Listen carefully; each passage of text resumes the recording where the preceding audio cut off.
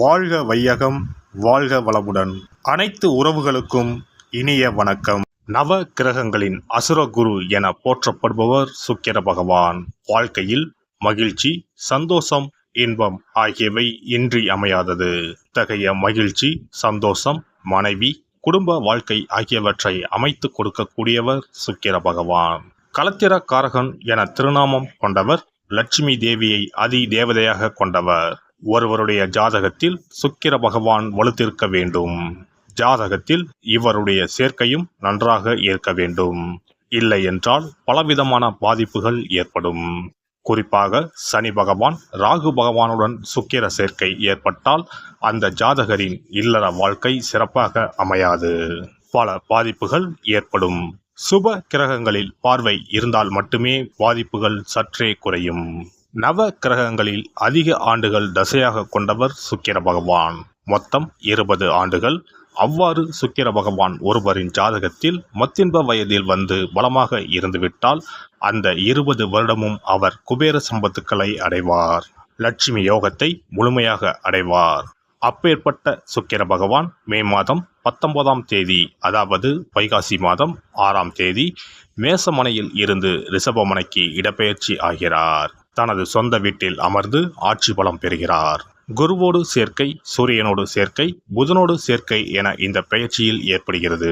மே மாதம் 19ஆம் தேதி முதல் ஜூன் மாதம் 12ஆம் தேதி வரை 24 நாட்கள் சுக்கிர பகவான் ரிஷபராசியில் சஞ்சாரம் செய்ய இருக்கின்றார். இந்த பெயர்ச்சியால் பெண்களே அதிக அளவில் நன்மைகள் அடைய போகின்றனர். ஆசைப்பட்ட ஆடை ஆபரணங்களை வாங்கி குவிப்பீர்கள். அடைபடாத கடனை அடைத்து நிம்மதி அடைவீர்கள். அடையில் உள்ள பொருட்களை மீட்க அரிதான காலகட்டம் இதுவாகும். இனி உங்கள் ராசிக்கான பலன் என்ன என்பதனை பற்றி காண்போம். எந்த ஒரு விஷயத்திலும் அவசரம் காட்டாமல் நிதானத்தை கடைபிடிக்கும் மிதுனராசி அன்பர்களே, எந்த ஒரு காரியத்திலும் லாபம் அதிகம் உண்டாகும். பணவரத்து அதிகரிக்கும். வெளியூர் அல்லது வெளிநாட்டு பயணம் மூலம் நன்மை உண்டாகும். எதை விரும்பினாலும் அது கிடைக்க வழி தெரியும். தொலைதூரத்தில் இருந்து வரும் தகவல் நல்ல தகவல்களாக வந்து சேரும். வழக்குகளில் சாதகமான போக்கு காணப்படும். தைரியத்துடன் நடைபோட்டு வாழ்வில் முன்னேறுவீர்கள். தொழில் வியாபாரம் முன்னேற்றம் அடையும். எதிர்பார்த்த ஆர்டர்கள் கிடைக்கும். பணியாளர்கள் மூலம் நல்ல லாபம் கிடைக்கும். தொழில் விரிவாக்கம் செய்யும் எண்ணம் மேலோங்கும். உத்தியோகத்தில் இருப்பவர்கள் எதிர்பார்த்த பணவரத்து கிடைக்க பெறுவார்கள். மேல் அதிகாரிகளின் ஆதரவும் இருக்கும். முடங்கி கிடந்த காரியங்கள் அனைத்தும் வேகம் பெறும்.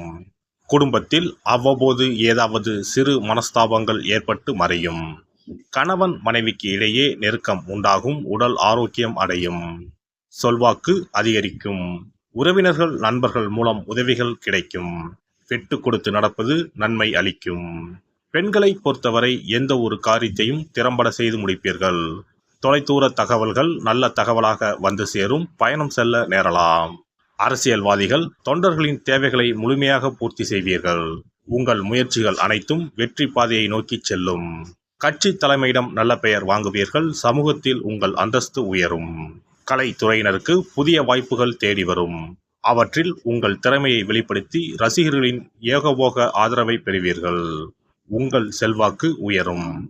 பணவரவு அமோகமாக இருக்கும். புதிய வாகனம் வாங்குவீர்கள்.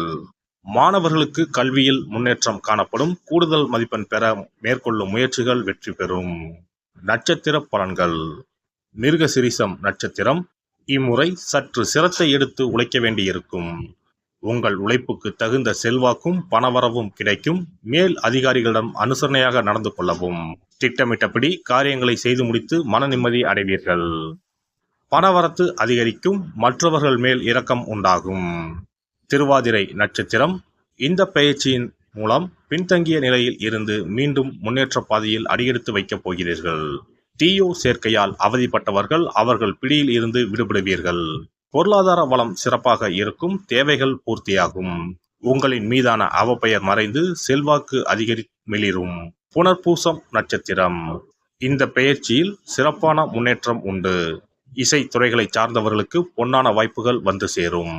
வேலை நிமித்தமாக அடிக்கடி வெளியூருக்கு வெளிநாட்டிற்கு செல்ல வேண்டி வரும். உங்களது உடைமைகளை கவனமுடன் பார்த்து கொள்ளவும்.